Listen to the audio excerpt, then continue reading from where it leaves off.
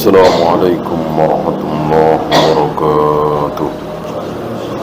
Innal hamdalillah nahmaduhu wa nasta'inuhu wa nastaghfiruh wa na'udzu billahi min shururi anfusina wa min sayyiati a'malina. Man yahdihillahu fala mudilla lahu wa man yudlil fala hadiya lahu. Asyhadu an la ilaha illallah wahdahu la syarika lahu wa asyhadu anna Muhammadan abduhu wa rasuluhu wa ba'd. Terakhir kita bahas innallaha idza harrama syai'an harrama thamanahu. Jika Allah mengharamkan sesuatu, maka otomatis Allah mengharamkan apanya?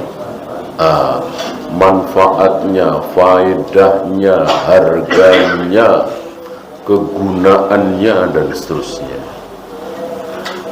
Kenapa Yahudi Bani Israel dikutuk, dilaknat oleh Allah?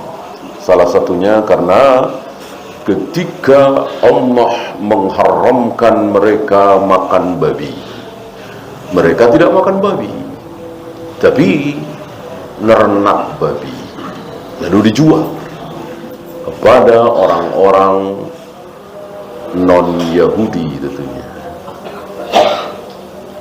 Oleh sebab ini mereka dikutuk, dilaknat oleh Allah. Maka babi, dari rambutnya sampai kukunya sampai apapun yang ada di babi itu tidak boleh dimanfaatkan. Begitu pula darah, ya, begitu pula binatang yang haram, ya, kecuali ada dalil khusus misalnya. Kecuali ada dalil khusus.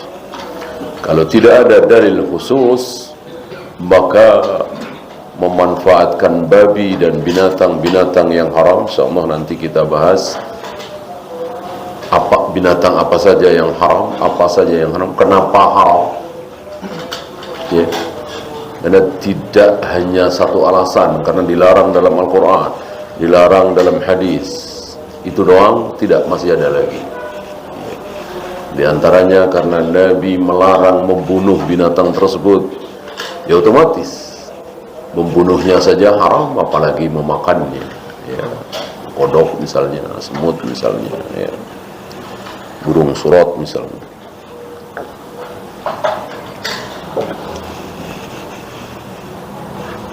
Ya, saya kira itu sudah selesai. Kita lanjutkan. Qaulul ulama'i la yubtiluhu qaulul ulama' al-akhar. Ucapan seorang ulama tidak bisa dibatalkan oleh ulama yang lain. Jadi kalau antum berpendapat dengan pendapatnya Imam Syafi'i misalnya, lalu saya bantah dengan pendapatnya Imam Malik, selesai? Ya nggak selesai, kan sama-sama ulama, ya kan? Kecuali kalau saya bantah dengan sabda Nabi, saya bantah dengan ayat Al-Quran, selesai. Antum tidak boleh bersikukuh ketika antum berpendapat dengan pendapatnya Imam Malik misalnya. Beliau berpendapat puasa 6 hari di bulan Syawal itu enggak ada, bid'ah. Saya bantah antum dengan ucapan Nabi, man shoma Ramadan summa atba'ahu bi sittin min Syawal wa huwa kasiyamid dahr. Barang siapa yang puasa Ramadan penuh lalu ditambah 6 hari di bulan Syawal, maka dia seolah puasa sepanjang tahun. Selesai. Selesai, karena saya bawakan sabda Nabi atau ayat Al-Quran atau ijma' sahabat. Tapi kalau saya bantah ucapan Imam Malik dengan ucapan Imam Hanafi dengan ucapan nggak selesai. Antum nggak harus ngalah. Boleh bersekufu, biarin aja. Ya, nah, maka kalau pakai ulama-ulamaan nggak akan selesai. Ini kata Syekh, biarin aja kata Syekh. Kenapa? Emang kalau kata Syekh pasti benar. Ya, oh ini kata Imam Syafi'i, ya biarin aja. Memang kalau kata Imam Syafi'i pasti benar. Ya, kecuali karena ini kata Rasulullah, ini ijma' sahabat, harus selesai. Disinilah kenapa kaum muslimin tidak selesai, tidak rujuk kepada kebenaran. Mereka salah faham dalam hal ini. Seolah kalau sudah berpegang dengan ucapan Imam Syafi'i, apapun yang terjadi, seolah ada pesan dari Allah dan Rasulnya. Kalau sudah mengikuti pendapat Syafi'i, gigit dengan gigi geraham. Kan nggak ada kalimat seperti itu. Ya, gigitlah dengan gigi geraham. Kalau apa? Qala Allah wa qala Rasul. Ketika semangat ini ada pada mayoritas kaum muslimin, insya Allah selesai. Ya, usolli selesai, nawaitul wudu'a selesai, ya, maulid Nabi selesai, salawat nariyah selesai, salawat al-fatih selesai, rontok.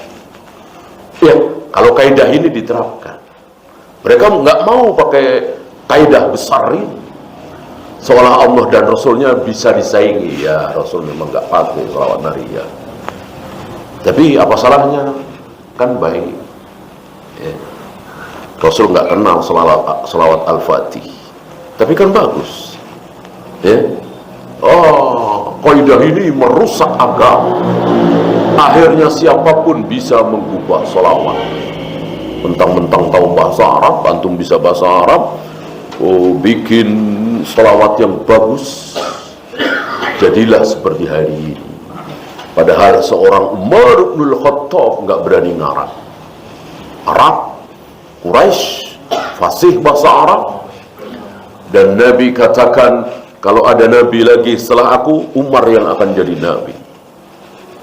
Pujian sedahsyat ini tidak menjadikan Umar berani mengubah salawat.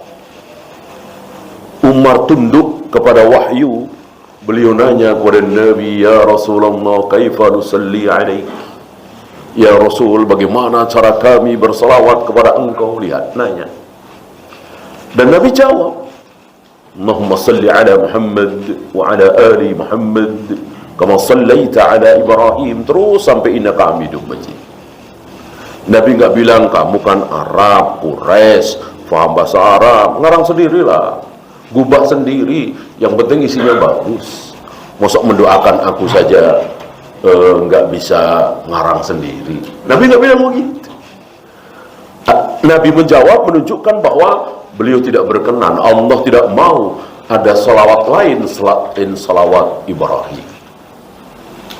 Entah berapa belas, entah berapa puluh salawat di negeri kita, bahkan di muka bumi ini, yang menyaingi salawat Nabi. Salawat nariyah, salawat tafrijiyah, salawat al-fatih, salawat tibul qulub, salawat badar. Ini semua bid'ah. Kullu bid'atin dalalah, kullu dalalatin finnar. Nah, kalau kaidah ini kita terapkan, bahwa ucapan ulama harus tunduk dengan dalil qala Allah wa qala Rasul, insya Allah selesai. Khilafiyah itu selesai. Ya. Nah, jangan mentang-mentang khilaf, karena khilaf itu ada dua, yang tanawwu dan yang tidak. Khilaf tanawwu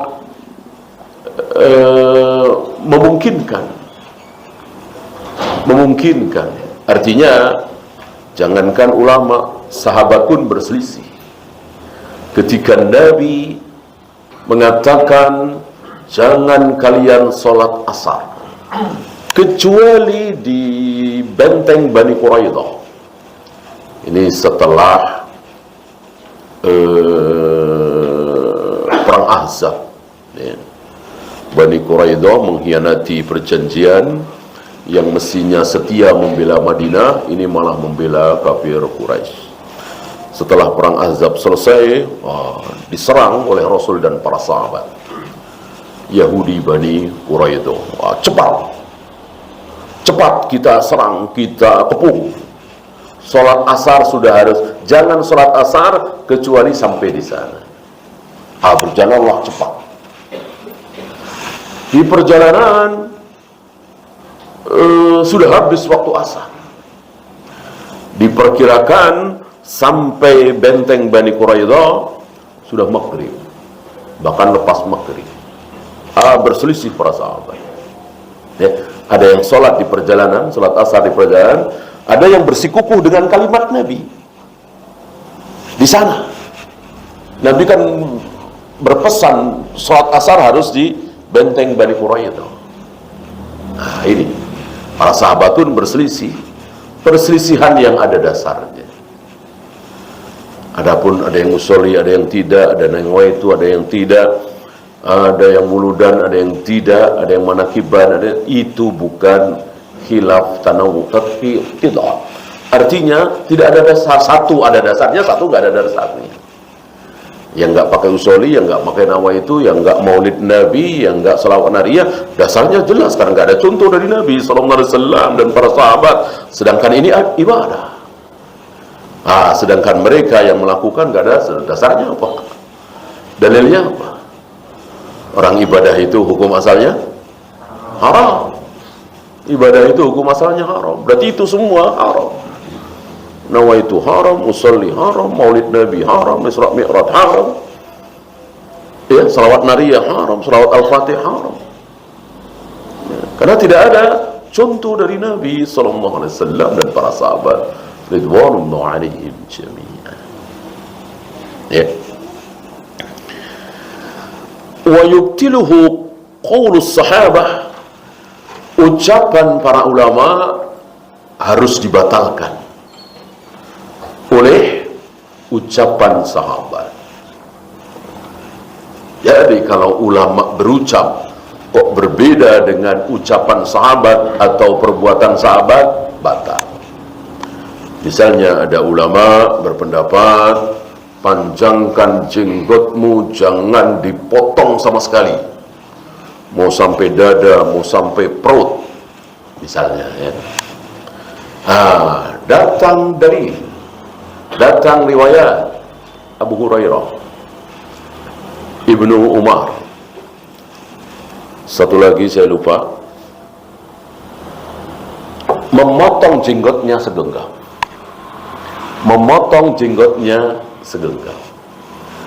Maka ucapan ulama ini harus batal, harus dikatakan itu salah. Karena perbuatan sahabat adalah dalil. Tidak mungkin sahabat berani menyelisihi Nabi, walaupun nggak ada riwayat. Nabi mengatakan, potonglah jenggot kalian setelah segenggam. Nggak ada memang sabda Nabi seperti itu. Atau riwayat Aisyah melihat, atau Ibnu Umar melihat, atau Abu Hurairah melihat, aku melihat Nabi memotong jenggotnya segenggam. Nggak ada ya. Dengan 3 sahabat ini, jangankan 3, 1 aja sudah cukup. 1 aja sudah cukup. Dan kan nggak mungkin perbuatan sahabat ini tidak diketahui oleh yang lain kan? Maksud yang lain nggak tahu, kita tahu. Sampai riwayatnya sampai ke kita. Berarti sahabat yang lain tahu. Kok diam? Berarti diam berarti setuju. Berarti ijma, sepakat para sahabat, nggak membantah. Ya. Tadi masih mending 3. Ibnu Mas'ud 1. Dan nggak main-main lafaz sholat. Ketika Nabi masih hidup kan mengajarkan ucapan doa dalam salawat.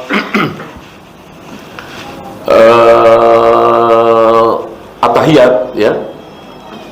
Assalamu alayka ayyuhan nabiyyu wa rahmatullahi wa barakatuh. Ketika Nabi wafat, oleh Ibnu Mas'ud diganti. Bukan assalamu alayka ayyuhan nabi, Salam bagimu wahai Nabi, karena Nabi sudah wafat, menghindari dialog-dialog dengan Nabi. Maka diganti dengan assalamu ala Nabi. Salam kepada Nabi, bukan salam kepadamu wahai Nabi. Nabi sudah wafat. Jangan ada dialog, jangan ada panggilan-panggilan kepada Nabi sallallahu alaihi wasallam. Ya. Riwayat coba Ibnu Mas'ud.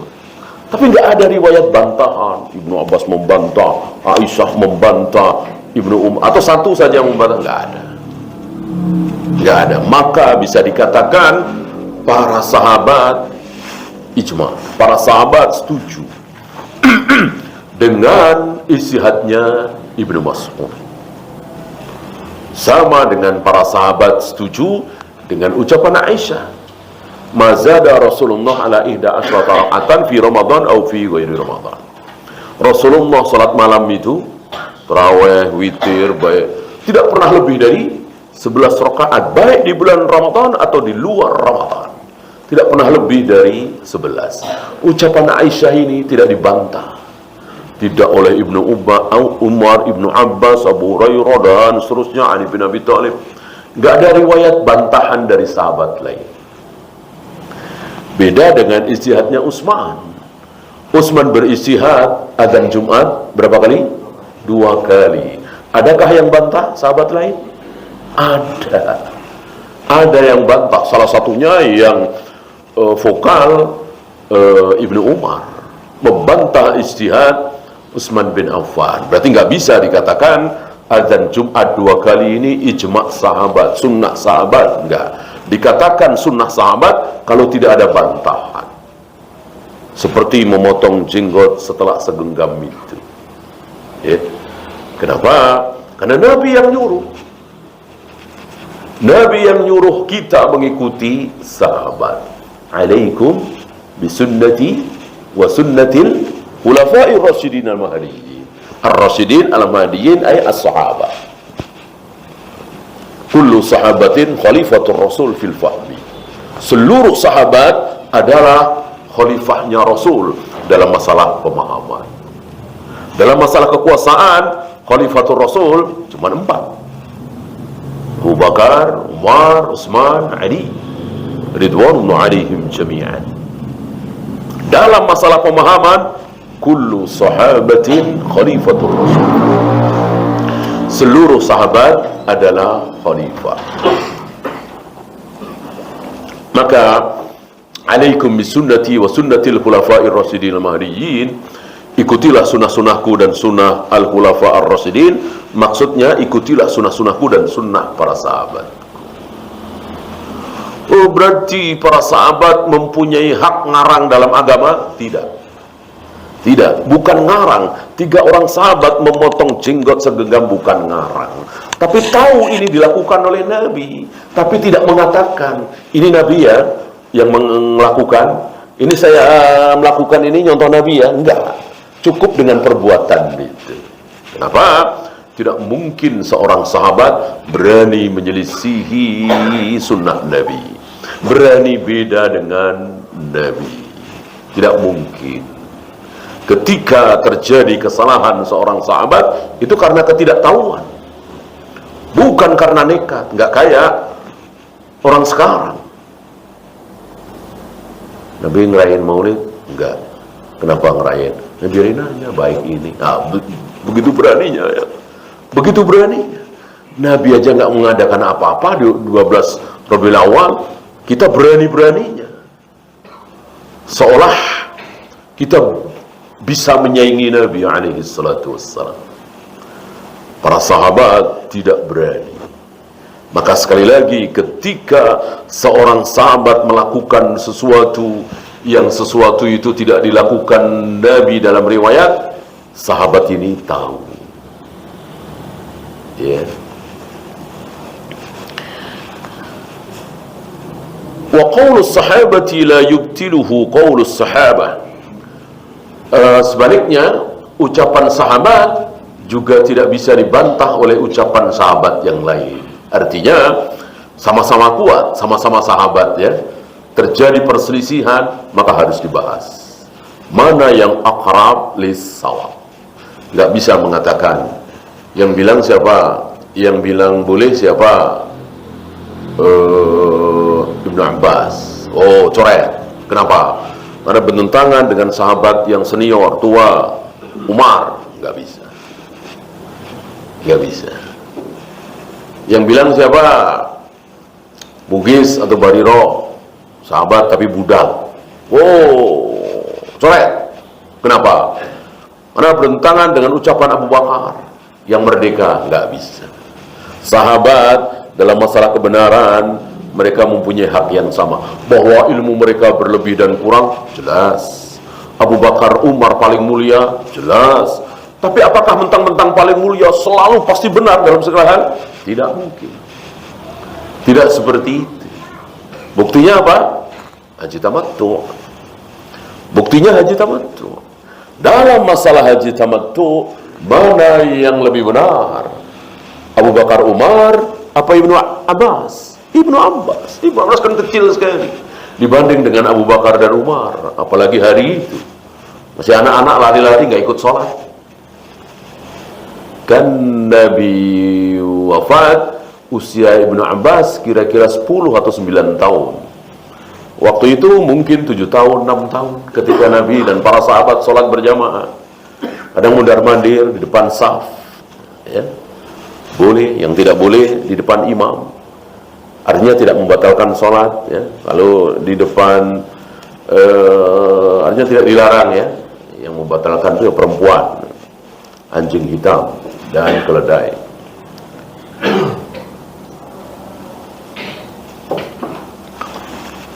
Maka ada ucapan Ibnu Abbas yang disalahpahami oleh sebagian saudara kita.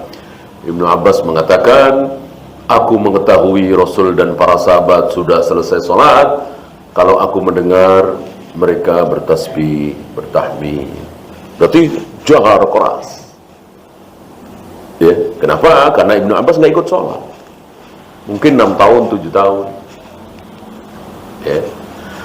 Sebagian saudara kita beranggapan berarti zikir setelah salam jar keras. Buktinya kedengaran oleh Ibnu Abbas dari luar.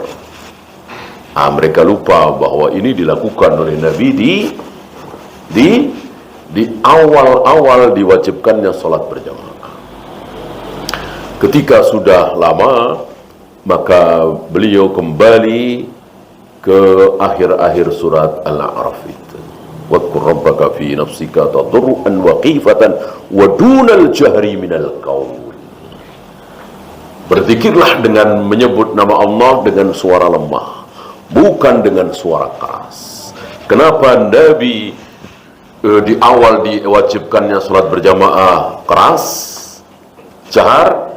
Litta'lim, untuk mengajarkan, untuk memberitahu kepada para sahabat. Habis salam itu bacanya ini.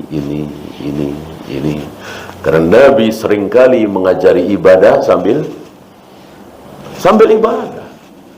Nabi mengajarkan tata cara sholat sambil sholat. Makanya beliau pernah sholat di atas mimbar. Jangan bayangkan mimbar seperti ini, gimana? Mimbar Nabi begitu, 3 tingkat, ya.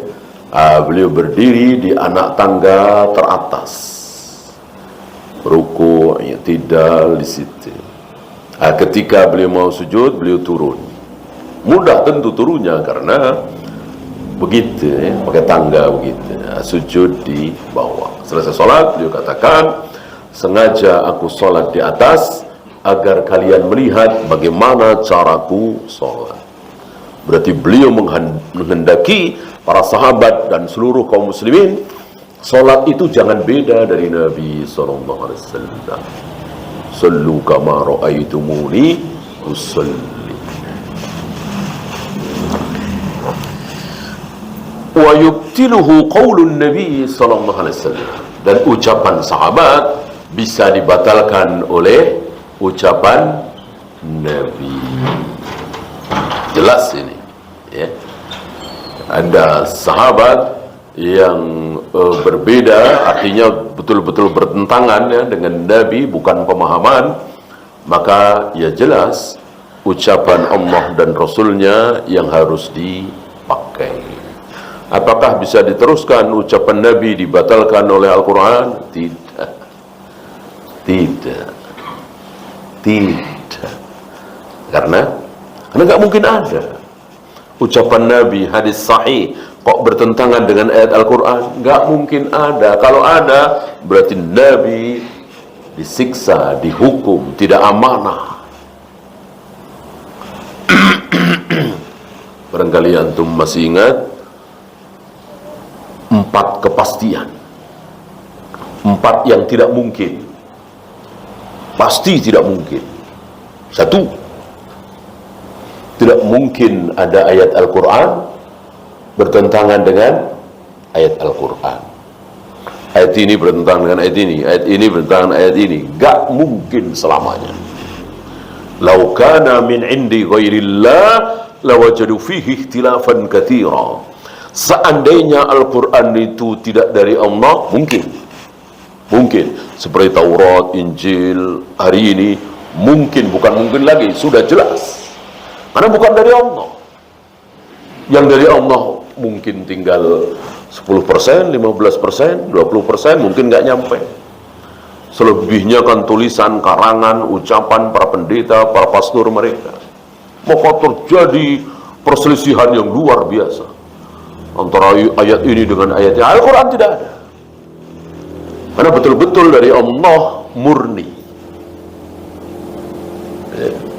Tidak mungkin ada ayat bertentangan dengan ayat lain. Maka seandainya antum mendapati ayat di surat Al-Baqarah kok bertentangan dengan ayat di surat An-Nisa, maka jangan antum bahas ayat itu, tapi bahas diri antum, pemahaman antum, akal antum. Ada yang salah nih dengan akal saya, mohon pertolongan kepada Allah. Karena tidak mungkin ada sebuah ayat bertentangan dengan ayat lain. Yang kedua, yang juga tidak mungkin, hadis Nabi yang sahih bertentangan dengan hadis Nabi yang sahih. Ini pun tidak mungkin. Karena hadis yang sahih, sabda Nabi itu pasti dari Allah. Wa ma yantiqu 'anil hawa in huwa illa wahyu yuha. Semuanya dari Allah. Berarti sama dengan Al-Quran. Sama Al-Quran dari Allah, hadis dari Allah. Para sahabat mendengarkan Al-Quran dari siapa? Dari Nabi. Bukan langsung suara Allah atau suara Jibril, enggak. Semuanya dari Nabi, semuanya dari mulut Nabi alaihi salatu wassalam. Maka jangan bedakan, soal isi jangan dibedakan. Ya. Pernah kita bahas, ya, kalau tidak salah waktu itu,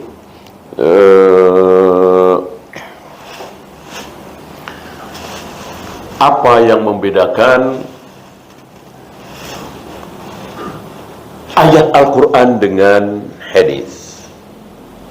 Itu cuman lafaz, cuman suara, cuman mukjizat atau bukan isi. Kalau isinya sama.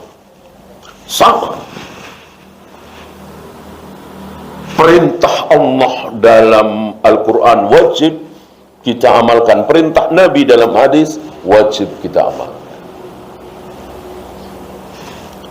Atau ucapan seperti ini antum bisa kritik, ya.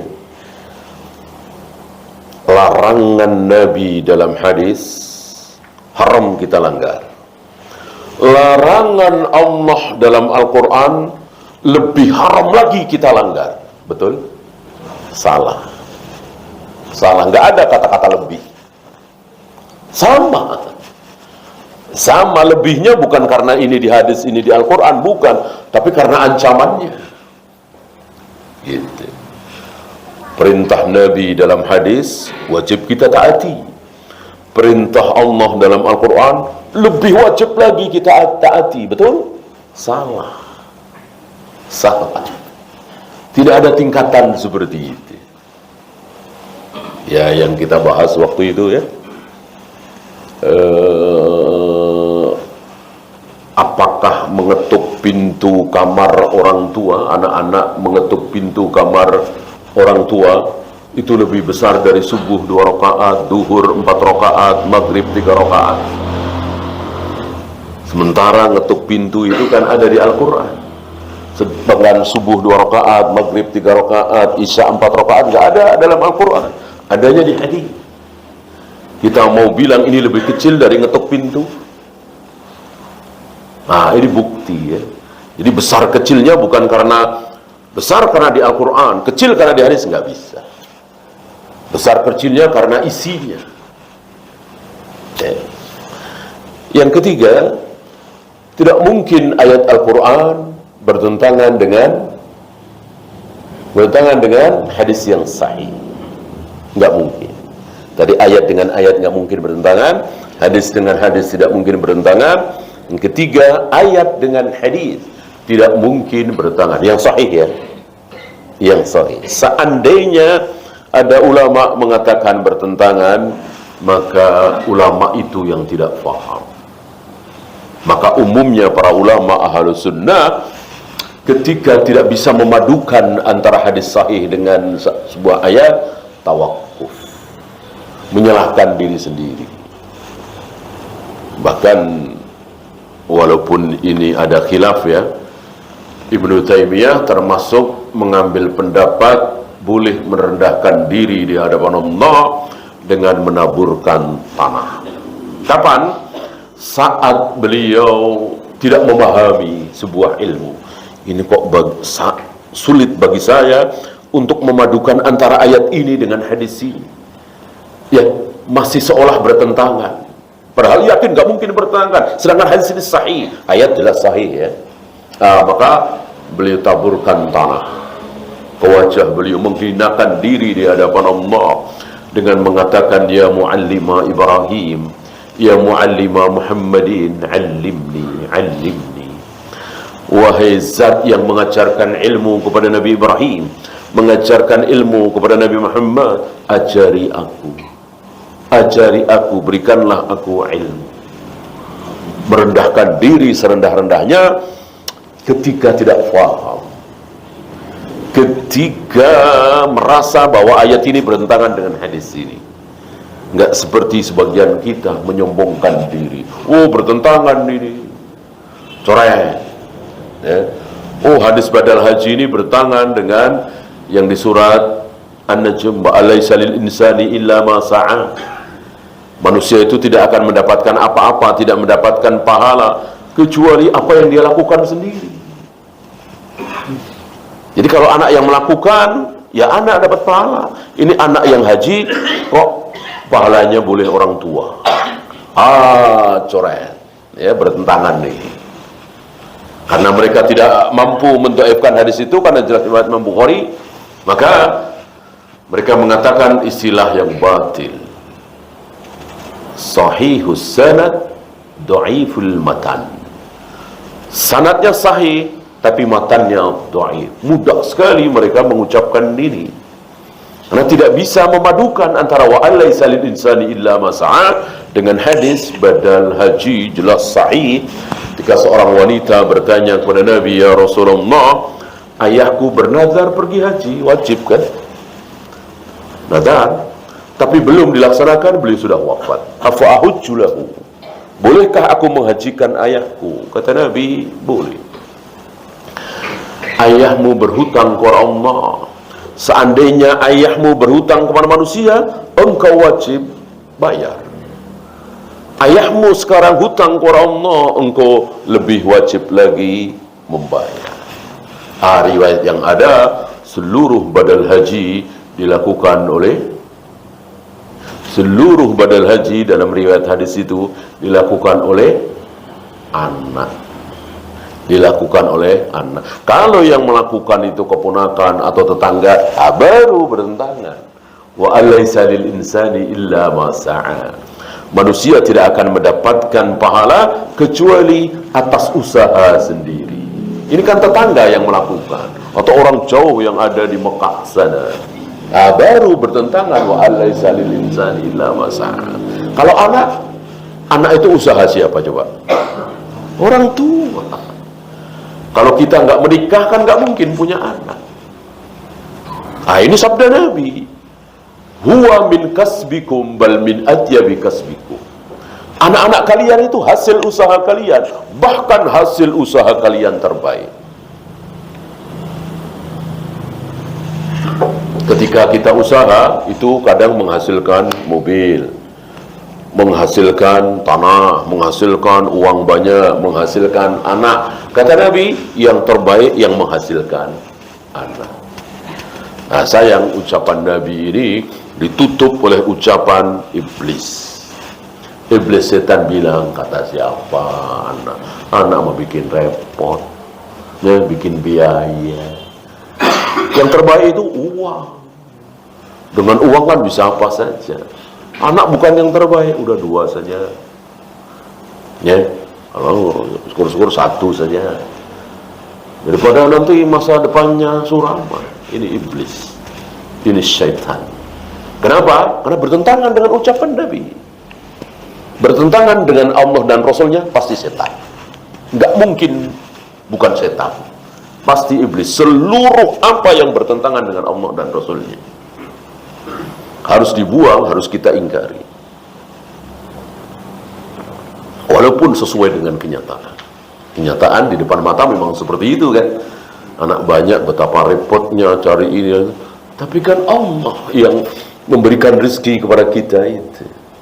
Marah betul Allah ketika kita mengatakan, aku mau 1 saja atau 2 saja. Nanti ngasih makannya gimana? Murka betul. Emang engkau yang ngasih makan anak-anakmu itu emang engkau.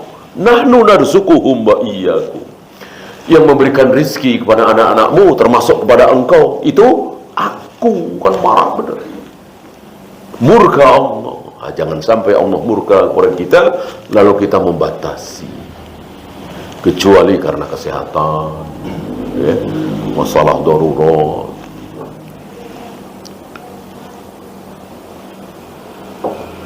Nah, kalau yang membadalkan itu bukan anak, baru itu bertentang. Ini saya kira kaidah besar. Yang dengan kaidah ini insyaallah taala kaum muslimin akan selamat pemahamannya. Hari ini kaum muslimin centang perenang dan masih mempertahankan bid'ah masing-masing karena kaidah besar ini tidak difahami. Seolah-olah kalau berpendapat dengan pendapatnya Imam Syafi'i misalnya selesai. Berpendapat dengan pendapatnya Syalbani misalnya selesai. Berpendapat dengan pendapatnya Imam Malik misalnya selesai. Padahal tidak selesai. Akan selesai kalau membawa dalil. Apa dalil?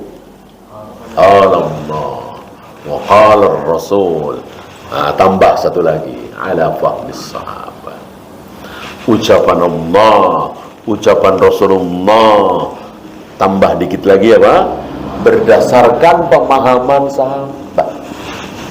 Jadi jangan betul kalau Allah, betul kalau Rasulullah, tapi pemahamannya pemahaman kita. Jangan sampai seperti itu. Bahkan pemahaman penterjemah aja nggak boleh.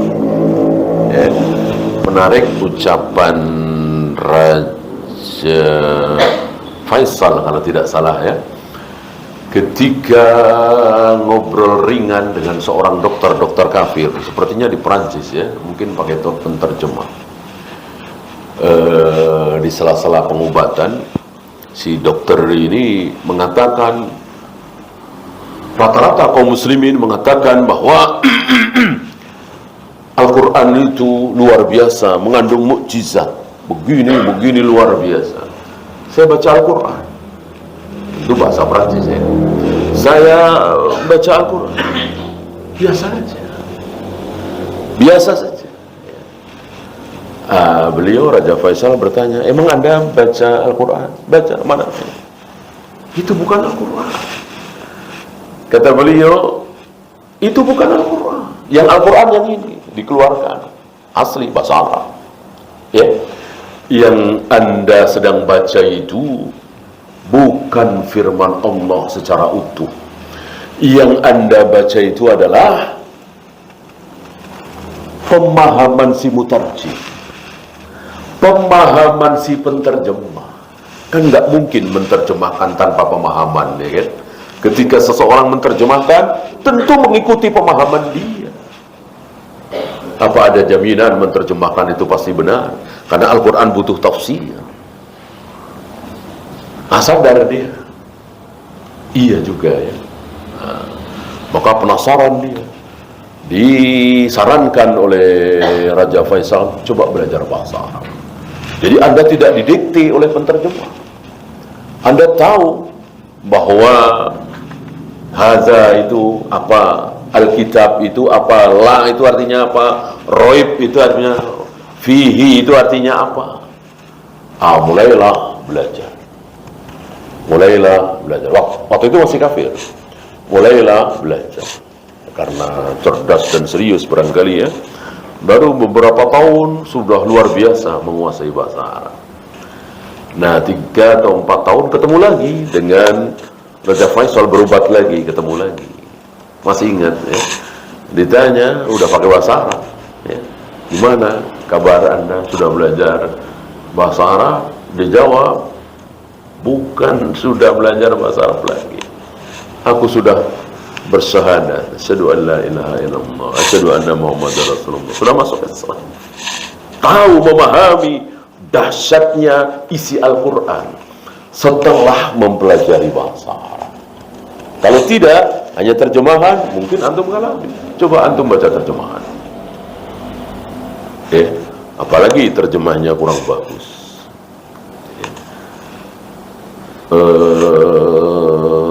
Apa ya? Kering, ya? Tidak dahsyat. Maka harus dengan bahasa Arab. Ya, untuk kaidah selanjutnya, nasih wal mansuh, saya kira panjang ini. Insyaallah kita lanjutkan di kesempatan berikutnya. Sebelum ditutup, ada pertanyaan?